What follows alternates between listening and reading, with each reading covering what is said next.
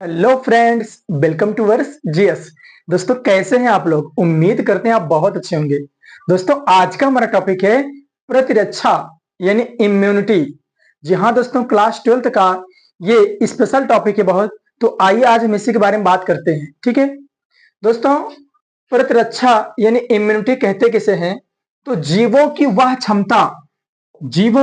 वह क्षमता जिसके द्वारा वह विभिन्न रोगों के प्रति अपनी प्रतिरोधकता व्यक्त करता है। यानी जीवों की वह क्षमता जिसके द्वारा वह विभिन्न रोगों के प्रति अपनी प्रतिरोधकता व्यक्त करता है, क्या कहलाता है? प्रतिरक्षा कहलाता है। ठीक है दोस्तों, सपोज करिए ये है बॉडी। दोस्तों, हमारा जो शरीर होता है वायु से भी घिरा होता है।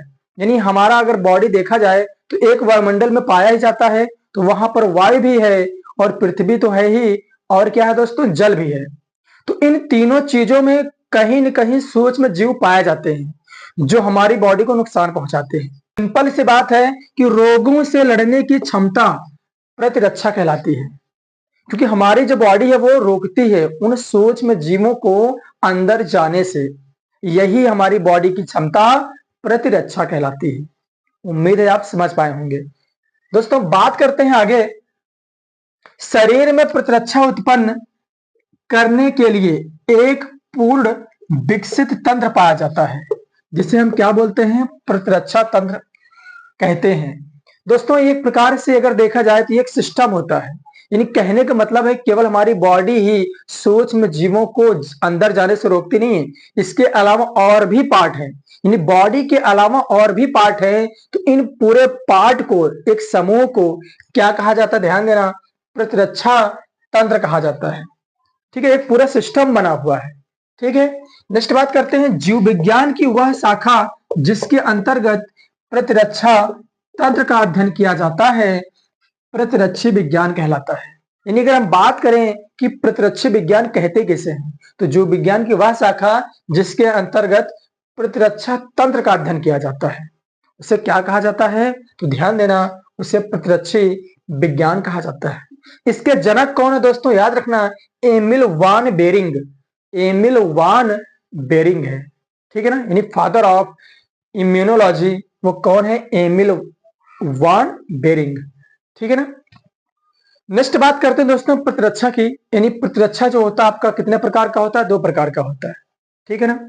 पहला आपका होता है सहज प्रतिरक्षा, दूसरा आपका होता है उपार्जित प्रतिरक्षा। सहज प्रतिरक्षा को अविशिष्ट प्रतिरक्षा भी कहते हैं और उपार्जित प्रतिरक्षा को हम विशिष्ट प्रतिरक्षा भी कहते हैं। ये जो मिलता है आपको दोस्तों, ये जन्म से ही प्राप्त होता है प्रतिरक्षा।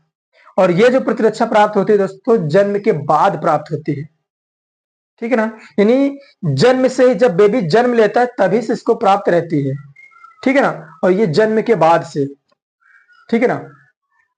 आप ध्यान देना, जो सहज प्रतिरक्षा होता है दोस्तों, ये आपका 4 प्रकार का होता है। ये देखते हैं सहज प्रतिरक्षा, या इसी को हम क्या बोलते हैं? अविशिष्ट प्रतिरक्षा।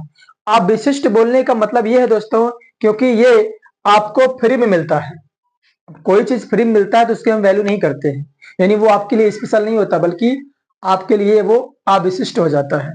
विशिष्ट नहीं होता, अविशिष्ट हो जाता है, क्योंकि आपको जन्म से मिला है। और जिन चीजों को हम पैसा देकर खरीदते हैं वो आपके लिए विशिष्ट हो जाता है। तो ये आपका अविशिष्ट होता है, ये जन्म से ही आपको मिलता है। और ये कितने प्रकार का होता है? 4 प्रकार का होता है।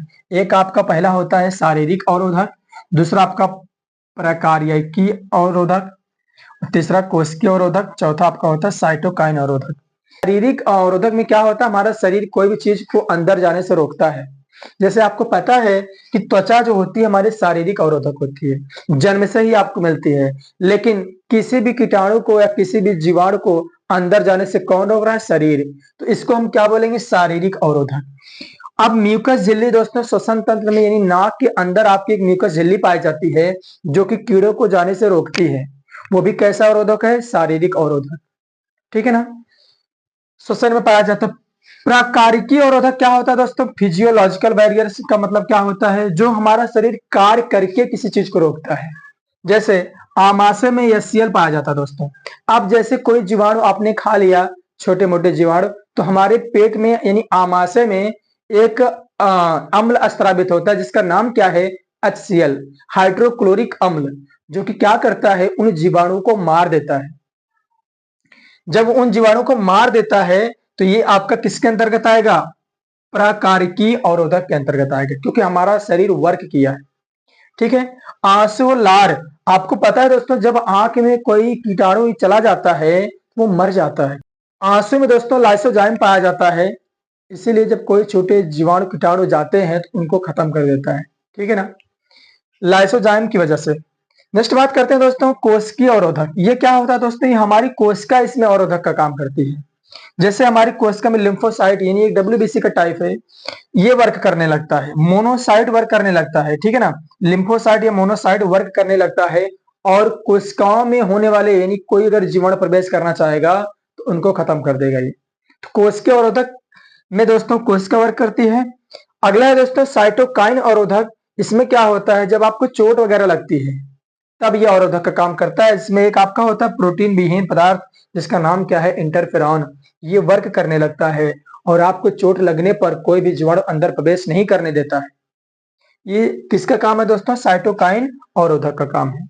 नेक्स्ट बात करते हैं दोस्तों उपार्जित प्रतिरक्षा की हम। ये जन्म के बाद आपको मिलता है। ये आपका होता है दो प्रकार का, एक होता है सक्रिय प्रतिरक्षा, दूसरा आपका होता है निष्क्रिय प्रतिरक्षा। सक्रिय प्रतिरक्षा क्या होता है दोस्तों, एंटीबॉडी शरीर के भीतर बनता है। यानी ये जो हमारा सक्रिय प्रतिरक्षा होता है, इसमें हमारी जो बॉडी होती है वो सक्रिय होती है पहले से ही। जन्म के बाद दोस्तों टीका लगता है तो हमारी जो बॉडी होती है वो वार करना स्टार्ट कर देती है। अगर यानी किसी भी चीज के लिए अगर टीका लगा है, अगर वो रोग होना चाहेगा तो हमारी बॉडी पहले से एक्टिव रहती है, उस रोग को होने नहीं देती है। इसको हम क्या बोलते हैं, सक्रिय प्रतिरक्षा। एंटीबॉडी शरीर के भीतर बनाते हैं दोस्तों, यानी जो हम प्रतिरक्षा बनाना चाहते हैं वो हमारे शरीर के भीतर बनेगा। लेकिन निष्क्रिय में क्या होता है, हम बाहर से इंजेक्शन देते हैं, बाहर से कोई सुई के माध्यम से या हम कह सकते हैं दवाओं के माध्यम से, टीका के माध्यम से बाहर से दिया जाए तो वो आपका क्या होता है, निष्क्रिय प्रतिरक्षा। और जब शरीर में ही खुद आप प्रतिरक्षा का निर्माण करिए तो आपका हो जाएगा दोस्तों सक्रिय प्रतिरक्षा, और जब बाहर से देंगे तो वो आपका निष्क्रिय प्रतिरक्षा हो जाएगा। अब एग्जाम्पल की बात करते हैं दोस्तों, जैसे पोलियो हो गया आपका, आपको पता है पोलियो को टीका लगता है। ठीक है ना, और टिटनेस और मिजल्स यानी खसरा, इन सबका जो टीका लगता है दोस्तों वो शरीर के अंदर पहले से ही टीका लगाया जाता है। यानी आपको पता है DPT का टीका लगाया जाता है, यानी शरीर को पहले से ही रोगों से लड़ने के लिए बनाया जाता है। और इसमें क्या होता है दोस्तों, जैसे बच्चे को पीला दूध पिलाया जाता है, जब बेबी जन्म लेता है तो हम बाहर से दूध देते हैं, माँ का पीला दूध जिसका नाम क्या है, खीस, या इसी को हम क्या बोलते हैं दोस्तों, कोलेस्ट्रम, उसको दिया जाता है ताकि वो रोगों से लड़ने में मदद करे। तो इसको हम बाहर से देते हैं, इसीलिए निष्क्रिय प्रतिरक्षा होता है। और रेबीज का टीका जैसा लगता है दोस्तों, इसको भी हम अगर देखा जाए जब कुत्ता काटता है तभी हम इसका इंजेक्शन लगाते हैं, तो ये भी बाहर से दिया जाता है। तो इसमें बॉडी आपका निष्क्रिय होता है। थोड़ा सा डिफरेंस समझ लेते हैं दोस्तों। सक्रिय प्रतिरक्षा जो होता है इसका कोई साइड इफेक्ट नहीं होता है, ये बहुत धीरे काम करती है, इसका साइड इफेक्ट नहीं होता, इसका साइड इफेक्ट हो सकता है। ये बहुत धीरे धीरे कार्य करता है और ये बहुत तेजी से कार्य करता है। ये आपका दीर्घकालीन होता है, ये आपका अल्पकालीन होता है। ठीक है, इस प्रकार से आप डिफरेंस भी लिख सकते हैं। ठीक है ना, तो दोस्तों आज का वीडियो यहीं तक। वीडियो आपको कैसा लगता है कमेंट बॉक्स में जरूर बताइए दोस्तों। तो मिलते हैं नेक्स्ट वीडियो में दोस्तों। जय हिंद।